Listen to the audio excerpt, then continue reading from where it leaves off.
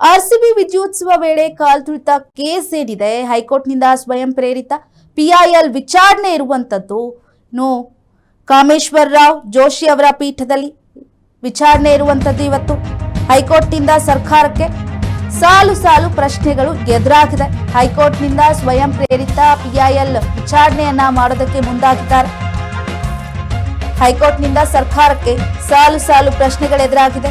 ಆಚರಣೆ ನಿರ್ಧಾರ ಯಾರದ್ದಾಗಿತ್ತು, ಯಾವೆಲ್ಲ ರೀತಿಯಲ್ಲಿ ಪ್ರಕ್ರಿಯೆ ನಡೆಸಿದ್ರು, ತಯಾರಿ ಆಗಿತ್ತು, ಟ್ರಾಫಿಕ್ ನಿಯಂತ್ರಣಕ್ಕೆ ಯಾವೆಲ್ಲ ಕ್ರಮಗಳನ್ನ ಇವರು ಅನುಸರಿಸಿದ್ರು, ಜನರ ನಿಯಂತ್ರಣಕ್ಕೆ ಯಾವೆಲ್ಲ ಕ್ರಮಗಳನ್ನ ಇವರು ಕೈಗೊಂಡಿದ್ರು ಅನ್ನುವಂತ ನಿಟ್ಟಿನಲ್ಲಿ ಸಾಲು ಸಾಲು ಪ್ರಶ್ನೆಗಳು ಎದುರಾಗಿರುವಂತದ್ದು. ಹಲವು ಪ್ರಶ್ನೆಗಳನ್ನ ಸರ್ಕಾರಕ್ಕೆ ಹೈಕೋರ್ಟ್ ಇದೀಗ ಮುಂದಿಟ್ಟಿದೆ. ಪ್ರಶ್ನೆಗಳಿಗೆ ಸರ್ಕಾರದ ಉತ್ತರ ಹೇಳುವಂತೆ ನ್ಯಾಯಾಲಯ ಕೇಳಿರುವಂತದ್ದು. ಈಗಾಗಲೇ ಏನೆಲ್ಲ ತಯಾರಿ ಮಾಡ್ಕೊಂಡಿದ್ರಿ, ಮೊದಲಿಗೆ ಯಾರು ಈ ಪ್ರೋಗ್ರಾಮ್ ಅನ್ನ ನಡೆಸಬೇಕು ಅಂತ ಹೇಳಿ ಪ್ಲಾನ್ ಅನ್ನ ಕೊಟ್ಟಿದ್ದು, ನೀವು ಆಗ ಏನೆಲ್ಲ ಯೋಜನೆಗಳನ್ನ ಮಾಡ್ಕೊಂಡ್ರಿ, ಮೊದಲಿಗೆ ವಿಧಾನಸೌಧದಲ್ಲಿ ಮಾಡ್ಬೇಕಂತ ಡಿಸೈಡ್ ಆಗಿದ್ದ ಅಥವಾ ಚಿನ್ನಸ್ವಾಮಿ ಸ್ಟೇಡಿಯಂಗೆ ಮಾಡಬೇಕು, ಅಲ್ಲೇ ಒಂದು ಅವರನ್ನ ಪ್ರೋತ್ಸಾಹ ಒಂದು ಗೌರವ ಸಲ್ಲ ಕೊಡಬೇಕು ಅನ್ನುವಂತ ನಿಟ್ಟಿನಲ್ಲಿ ಅಲ್ಲಿ ತಯಾರಿ ಮಾಡ್ಕೊಂಡಿದ್ದ, ಅಥವಾ ನೀವು ಒಂದು ಪೊಲೀಸ್ ಇಲಾಖೆಗೆ ಎಷ್ಟು ಅಧಿಕಾರಿಗಳು ಬೇಕು, ಯಾವಾಗ ಪತ್ರವನ್ನ ಬರೆದಿದ್ರಿ, ಅವರಿಗೆ ಏನೆಲ್ಲ ತಯಾರಿ ಆಗಬೇಕಿತ್ತು, ಆಚರಣೆಗೆ ಏನೆಲ್ಲ ಪ್ರಕ್ರಿಯೆಗಳನ್ನ ನೀವು ನಿಯಂತ್ರಣ ಮಾಡಬೇಕು ಅಂತ ನಿಟ್ಟಿನಲ್ಲಿ ಕ್ರಮಗಳನ್ನ ತೆಗೆದುಕೊಂಡಿದ್ರಿ. ಇನ್ನು ಸಾಕಷ್ಟು ಜನ ಬರ್ತಾರೆ, ಅಲ್ಲಿ ಬಂದಂತ ನಿಟ್ಟಿನಲ್ಲಿ ಏನಾದ್ರೂ ಯಾರಿಗೋ ಆರೋಗ್ಯದಲ್ಲಿ ಸಮಸ್ಯೆ ಆದ್ರೆ ಆಂಬ್ಯುಲೆನ್ಸ್ ಆಗಿರ್ಬೋದು, ಒಂದಿಷ್ಟು ಡಾಕ್ಟರ್ಗಳ ವ್ಯವಸ್ಥೆ ಆಗಿರ್ಬೋದು, ಆ ವ್ಯವಸ್ಥೆಯನ್ನ ನೀವು ಮಾಡಿದ್ರಾ, ಅಥವಾ ಅಲ್ಲಿ ಏನೇ ರೀತಿಯಾದಂತಹ ಒಂದು ದುರ್ಘಟನೆ ನಡೀದೇ ಇರೋ ರೀತಿಯಲ್ಲಿ ನೀವು ತಯಾರಿಯನ್ನ ಮಾಡ್ಕೊಂಡಿದ್ರಾ ಅನ್ನುವಂತ ನಿಟ್ಟಿನಲ್ಲಿ ಹೈಕೋರ್ಟ್ ಇದೀಗ ಪ್ರಶ್ನೆಗಳನ್ನ ಮುಂದಿಟ್ಟಿದೆ. ಸರ್ಕಾರಕ್ಕೆ ಹಲವು ಪ್ರಶ್ನೆಗಳನ್ನ ಕೇಳ್ತಾ ಇರುವಂತದ್ದು. ಜನರ ನಿಯಂತ್ರಣಕ್ಕೆ ಯಾವ ಕ್ರಮವನ್ನ ಕೈಗೊಂಡಿದ್ರಿ ಅನ್ನುವಂತ ನಿಟ್ಟಿನಲ್ಲಿ ಇವತ್ತು ಸಾಕಷ್ಟು ಪ್ರಶ್ನೆಗಳನ್ನ ಮುಂದೆ ಇಟ್ಟಿರುವಂತದ್ದು.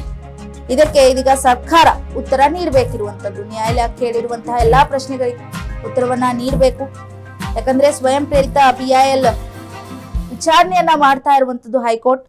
ಹಾಗಾಗಿ ಆರ್ಸಿಬಿ ವಿಜಯೋತ್ಸವದ ವೇಳೆ ಕಾಲ್ತುಳಿತಕ್ಕೆ ಪ್ರಮುಖ ಕಾರಣಗಳು ಏನಾಗಿದ್ವು ಅನ್ನುವಂತಹ ನಿಟ್ಟಿನಲ್ಲಿ ಚರ್ಚೆಗಳಾಗಬೇಕಿರುವಂತದ್ದು. ಇವತ್ತು ಪ್ರಶ್ನೆನ ಕೇಳ್ತಿದ್ದಾರೆ. ಪ್ರಕರಣಕ್ಕೆ ಸಂಬಂಧಿಸಿದಂತೆ ಹೈಕೋರ್ಟ್ನಲ್ಲಿ ವಿಚಾರಣೆ ನಡೆಯಲಿದೆ. ಸ್ವಯಂ ಪ್ರೇರಿತವಾಗಿ ಪಿಐಎಲ್ ದಾಖಲಿಸಿಕೊಂಡಿರುವಂತಹ ಹೈಕೋರ್ಟ್ ಇಂದು ವಿಚಾರಣೆ ಇರೋದ್ರಿಂದ ನಿನ್ನೆ ಕೂಡ ಸಿಎಂ ಸಭೆ ಮಾಡಿದ್ರು. ಜೊತೆಗೆ ಕಾನೂನು ಸಚಿವ ಪಾಟೀಲ್ ಜೊತೆ ಕೂಡ ಕಾನೂನಾತ್ಮಕವಾಗಿ ಚರ್ಚೆನ ಮಾಡಿದ್ರು. ಜೊತೆಗೆ ಡಾಕ್ಟರ್ ಪರಮೇಶ್ವರ್ ಅವರಾಗಿರ್ಬೋದು, CS ಶಾಲಿನಿ ಅವರ ಕೂಡ ಭಾಗಿಯಾಗಿದ್ರು. ಎಲ್ಲೆಲ್ಲಿ ಲೋಪದೋಷಗಳಾಗಿತ್ತು, ಏನೆಲ್ಲ ತಯಾರಿಗಳಾಗಿತ್ತು, ದುರಂತದ ಬಗ್ಗೆ ಇಂಚಿಂಚು ಮಾಹಿತಿಯನ್ನ ಕೇಳಿದೆ ಹೈಕೋರ್ಟ್. ಇದೀಗ ಎಲ್ಲ ಮಾಹಿತಿಗೂ ಸರಿಯಾದ ಉತ್ತರ ಬೇಕು. ಇಂಚಿಂಚು ಅಲ್ಲಿ ಏನೇನು ಆಯಿತು ಅನ್ನುವಂತ ನಿಟ್ಟಿನಲ್ಲಿ ಮಾಹಿತಿಯನ್ನ ಹೈಕೋರ್ಟ್ ಇದೀಗ ಸರ್ಕಾರಕ್ಕೆ ಕೇಳ್ತಾ ಇರುವಂಥದ್ದು.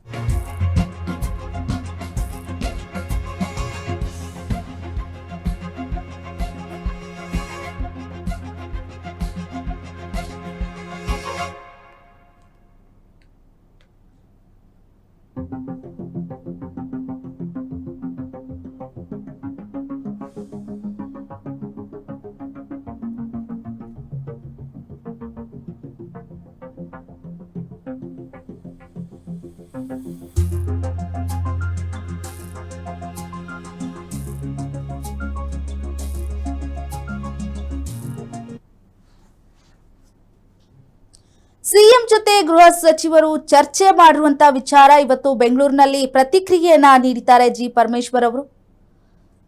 ಬೆಂಗಳೂರಿನಲ್ಲಿ ಜಿ ಪರಮೇಶ್ವರ್ ಅವರು ಘಟನೆ ಸಂಬಂಧ ಪ್ರತಿಕ್ರಿಯೆಯನ್ನ ನೀಡಿರುವಂತದ್ದು. ಸಿಎಂ ಬಗ್ಗೆ ಚರ್ಚೆ ಮಾಡಿರುವಂತಹ ವಿಚಾರ ಬೆಂಗಳೂರಿನಲ್ಲಿ ಜಿ ಪರಮೇಶ್ವರ್ ಅವರು ಪ್ರತಿಕ್ರಿಯೆಯನ್ನ ನೀಡಿದ್ದಾರೆ. ಘಟನೆ ಸಂಬಂಧ ಕೋರ್ಟ್ಗೆ ವರದಿ ಕೊಡಬೇಕು, ನಾವು ಕೊಡ್ತೇವೆ.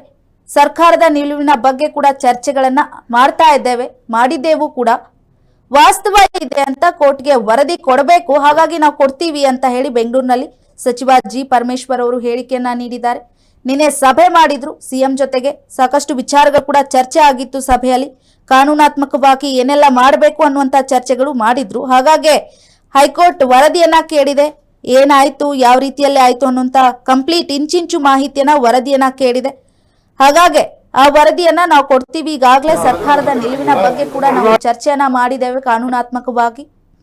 ವಾಸ್ತವ ಏನಿದೆ, ಏನೆಲ್ಲ ಪ್ರಾಬ್ಲಮ್ಗಳಾಗಿತ್ತು, ಏನೆಲ್ಲ ಮೇಜರ್ ಸಮಸ್ಯೆಗಳು ಲೋಪದೋಷಗಳಲ್ಲಿತ್ತು, ಆ ಎಲ್ಲ ಬಗ್ಗೆ ವರದಿಯನ್ನ ಕೇಳಿದ್ದಾರೆ. ಹಾಗಾಗಿ ಕೊಡ್ತೇವೆ ಅಂತ ಹೇಳಿ ಬೆಂಗಳೂರಿನಲ್ಲಿ ಸಚಿವ ಜಿ ಪರಮೇಶ್ವರ್ ಅವರು ಹೇಳಿಕೆಯನ್ನ ನೀಡಿದ್ದಾರೆ. ಸದ್ಯಕ್ಕೆ ಸಿಎಂ ಕಡೆಯಿಂದ ಸಾಕಷ್ಟು ಮಾಹಿತಿಯನ್ನ ಪಡ್ಕೊಂಡಿದ್ದೇವೆ. ಈಗಾಗಲೇ ಮತ್ತೊಂದು ಕಡೆ ದೆಹಲಿಗೆ ಹೋಗಿದ್ದಾರೆ.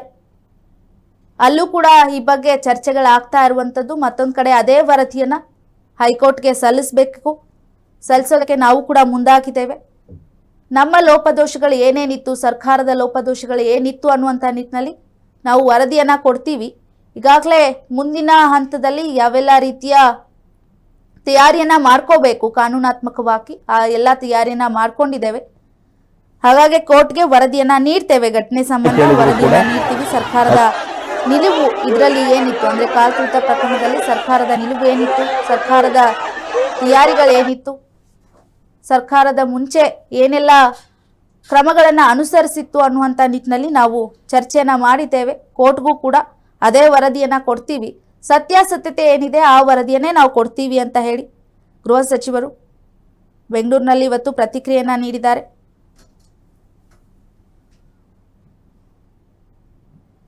ಆರ್ಸಿಬಿ ವಿಜಯೋತ್ಸವ ವೇಳೆ ಕಾಲ್ತುಳಿತ ಏನು ನಡೆದಿತ್ತು, ಆ ಒಂದು ಘಟನೆ ಸಾಕಷ್ಟು ಮುಜುಗರವನ್ನ ತಂದುಕೊಟ್ಟಿದೆ ಸರ್ಕಾರಕ್ಕೆ.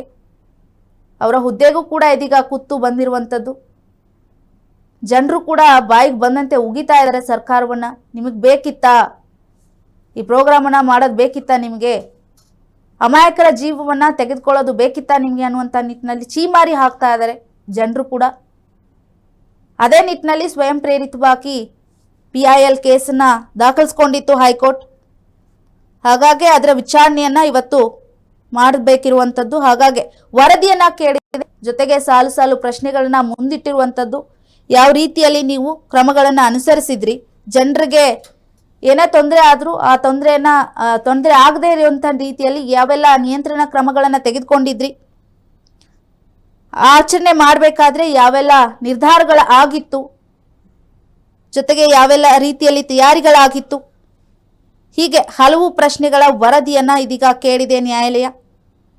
ಹೈಕೋರ್ಟ್ಗೆ ಇದೀಗ ವರದಿ ಕೊಡಬೇಕಿರುವಂಥದ್ದು. ಸರ್ಕಾರ ವರದಿಯನ್ನ ತಯಾರಿ ಮಾಡಿಕೊಂಡಿದೆ. ಈ ಬಗ್ಗೆ ಗೃಹ ಸಚಿವರು ಬೆಂಗಳೂರಿನಲ್ಲಿ ಪ್ರತಿಕ್ರಿಯೆಯನ್ನ ನೀಡಿದ್ದಾರೆ.